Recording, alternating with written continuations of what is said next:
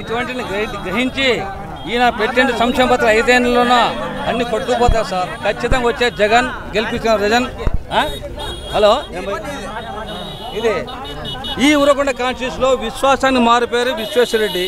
Hello, కాబట్టి 10,000 మేయర్తో ఖచ్చితంగా విశ్వేశ్వరరెడ్డి గెలుస్తాడు, మంత్రిగానే అవుతాడు. ఓకే.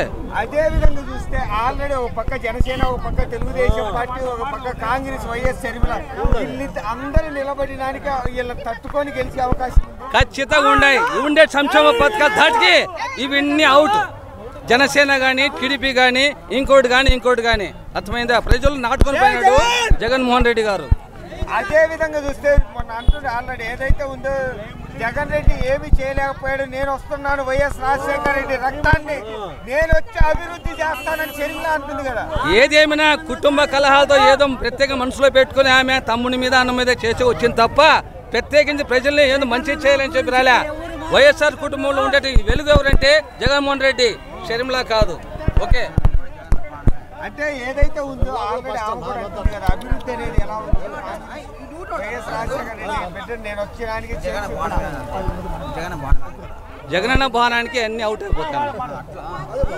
జగనన్న భవనానికి ప్రజలు నాటుకుని పోయాడు. జగనన్న తమ్ముడు, అన్న, అక్క, చెల్లమని ప్రతి ఒక్కరిలో వృద్ధుల్లో కానీ అందరిలో నాటుకుని వచ్చేది జగన్మోహన్ రెడ్డి సీఎం. జగన్ రావాలయ్యా.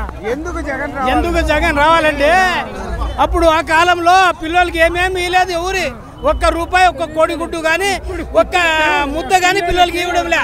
కుళ్ళు మేము తల్లిదండ్రి లేకుండా కానీ ఆ దేవుడు సాకినట్లా పిల్లలకి సాగుతున్నాం, అదే చాలు. అదే విధంగా చూస్తే ఇప్పుడు మళ్ళీ షర్మిల, వైఎస్ రాజశేఖర రెడ్డి పెట్టే షర్మిలానే మళ్ళీ కాంగ్రెస్ లేకొచ్చి మళ్ళీ జగన్ రెడ్డి ఏం చేయలేకపోయాడు, నేను వస్తున్నాను అన్ని చేస్తాను.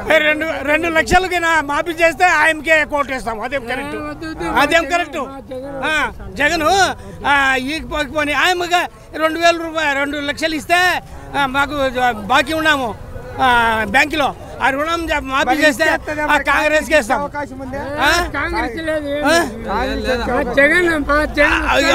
ఉన్నదో లేదో అంతా ఈ ప్రజలంతా ఒప్పుకుంటారు 2 లక్షలు మాఫీ చేస్తే. అదేం కరెక్ట్ నాయన.